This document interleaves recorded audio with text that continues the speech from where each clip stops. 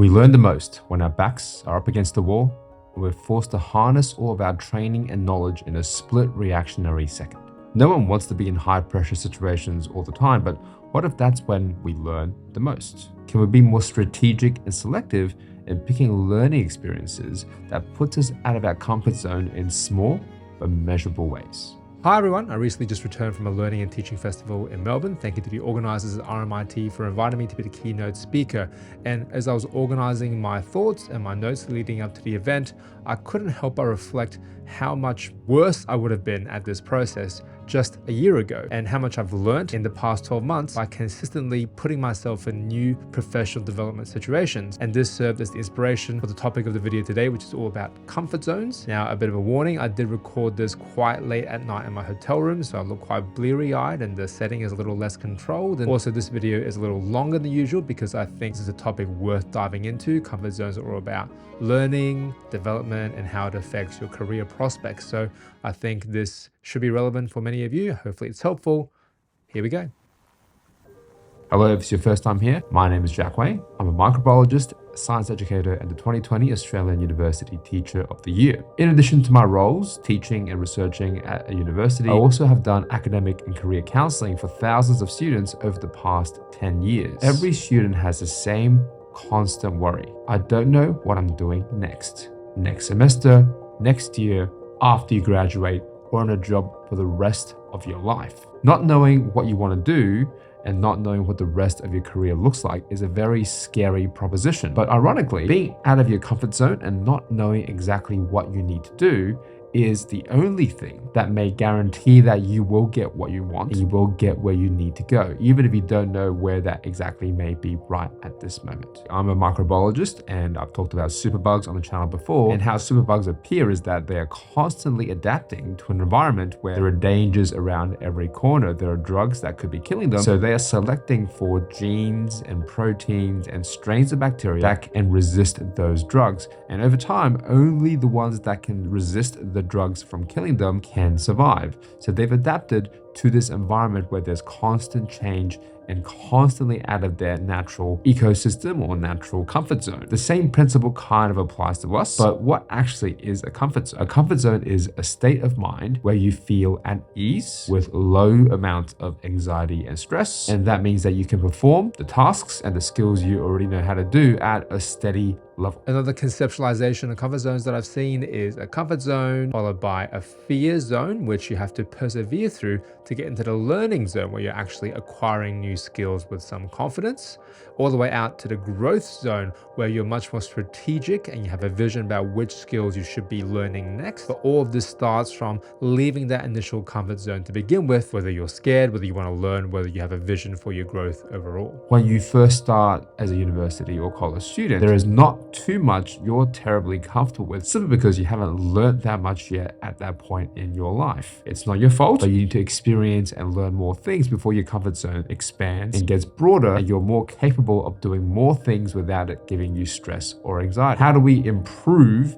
the scope of your comfort zone is the question. And there are lots of ways to do it progressively and slowly, but the quickest way of doing it is to continually step outside of your comfort zone and try new things and put yourself in situations that do give you a little bit of anxiety and stress that's manageable. Learning new things authentically in a genuine way should be a little bit scary. So again, over the last 10 years, I've worked as an academic and career counselor for thousands of students.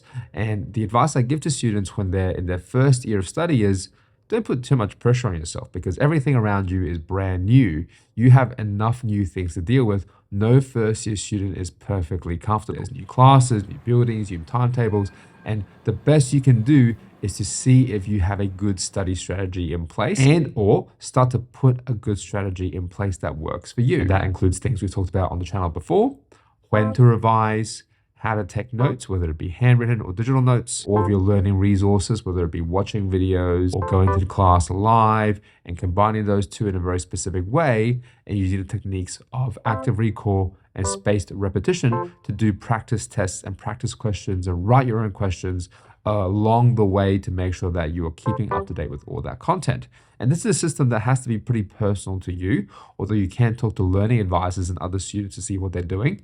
but this has to be a system that works for you, and that should be how you expand the scope of your comfort zone as a student, by making sure that you can study and be effective and get good grades or pass every kind of course you do. You might be doing a degree that has a very specific focus, a very specific discipline. If there's room in your program, think about doing an elective. That elective will force you to think about things in a different way. That discipline will have a different language and different parameters and different assessment items. And it's a good way of test if your system of study will work not just for the main discipline that you're doing, but also for other disciplines that you may want to study later on in life.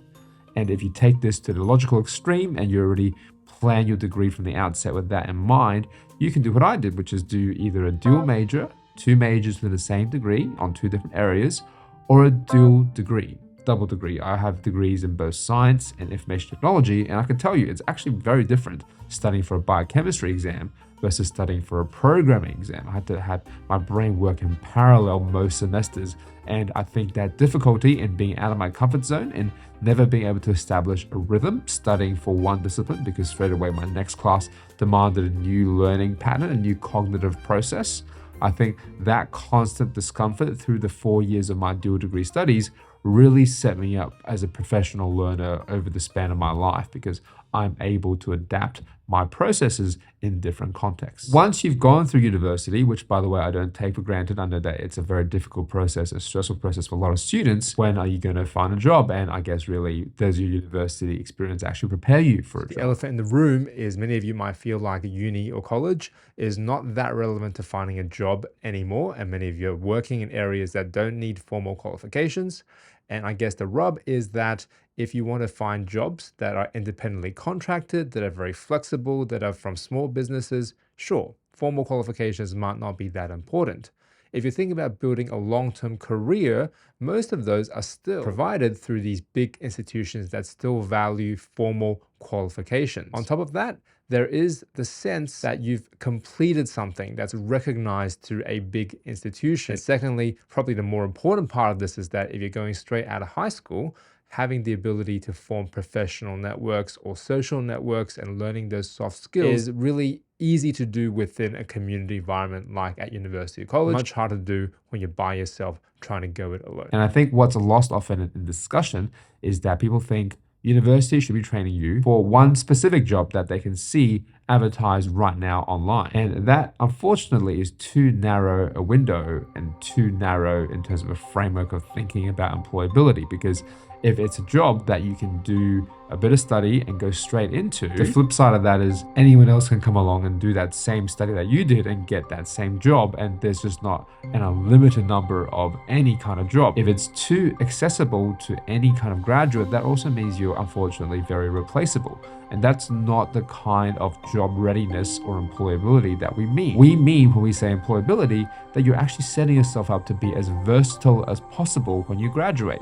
Have a range of different skills that make you suitable for all sorts of different jobs, not just one very specific job. Unless, of course, you're doing something that is very regulated, something like medicine or law, you will end up in that job that you trained to do. But even those jobs are becoming more and more competitive. Not every single doctor who studies medicine will go straight into a hospital at a location that they like. So this is a really interesting space in that your university experience should be training you to do not just one job, but ideally lots of different types of jobs with different kinds of skills. Now we can go into each category of skill, but that's a very long discussion for a different video. But what I think is interesting is that the commonality underlying all of these different jobs that you may be competitive for are soft skills, are not the technical knowledge of the discipline, but the other transferable skills that make you seem like a good employee to hire during the interview process. And one of the biggest ones is communication. Can you put people at ease when you're communicating? Can you tell them why you are valuable to their context? And even if you haven't done exactly what this organization wants you to have done, your range of experiences, as diverse and interesting as they may be, can be adapted to this job and can actually bring a lot more value than they originally envisaged when writing out this job description. And that is a real skill. Interviewing and writing selection criteria and selling yourself, the best parts of yourself in an employable package, is a real skill. And the way that we learn these skills, unfortunately, for the most part, is not just about getting good grades at university. Because if you get good grades, you're doing a lot of studying, a lot of reading. Maybe a lot of this is isolated by yourself in your room, so you can focus. You're doing 10 hours of study every day. Then when you graduate, you don't have that much life experience. You don't have that much people experience. You don't have experience talking about yourself to other people and relating to other people, empathizing with other people. And these are all skills that are the first thing that employers will notice if you don't have them. There are lots of ways of learning these soft skills, and one of the best ways is to find some kind of job or volunteer work that involves talking to different people all the time, every single day. That could be in retail, in a non-profit, that could be approaching people on the street. Lots of different ways of learning communication skills. And what I chose at the time as a student, I did a lot of high school tutoring for parents who are really worried about their kids going through high school and their grades. It's a kind of an Asian thing. In part, a lot of Asian parents put a lot of pressure on their kids. And so it was my job to come in as someone studying university to help those high school students with their homework, with their assignments, managing the parents' pressure and trying to create a bridge of communication between the kid and the parent. And that's a difficult thing. And I did it consistently 20 hours a week for 4 or 5 years. And I learned so many different ways of communicating as a result of that experience. And that did me really well when I was applying for jobs. And I think that's the really important thing, to think outside of just the discipline that you're studying, not just your qualifications, but all the other ancillary supporting skills that present you as a human being that's worthy of being hired. And unfortunately, that is not just about the piece of paper you have at the end of university. Finding one job sounds hard enough, but what you also need to be thinking of is not to sell yourself short. Really, you need to be thinking about how you will build a career. If you look at all the rhetoric or the news headlines about job-ready graduates, it seems like we're just training students for one single job. But if you look at the statistics, on average, most people in this current climate throughout their lifespans hold at least 10 to 15 different jobs in 4 or 5 different careers, completely different fields. So that is the environment that you're walking into as a young professional. What do we do as university programs? Do we train you for any one of those 14 or 15 jobs, or any one of those 4 or 5 career paths? Or do you have to come back and do a separate degree for every single career that you're embarking on? This is the question that's really tricky to answer. But I think as the individual, as the student, as the graduate, all you can do is think about how this will impact your choice when you're applying for jobs. We might be at the mercy of the global economy, and you're forced to change different jobs for reasons that are out of your control, which I guess further strengthens the idea that we have to be as flexible as possible in the skill sets that we develop, so that we're not tied to one specific profession, that if the tides change, all of a sudden the demand is not there anymore and you are not as suitable for the jobs out there on the market. When you just graduate, there might not be that much choice and you're just going to apply for any job and take the one that pays you the most money. But money is not the metric that will measure long-term career success. It really isn't. It's not about just the kind of work to do or how much you get paid or how important you might feel it is.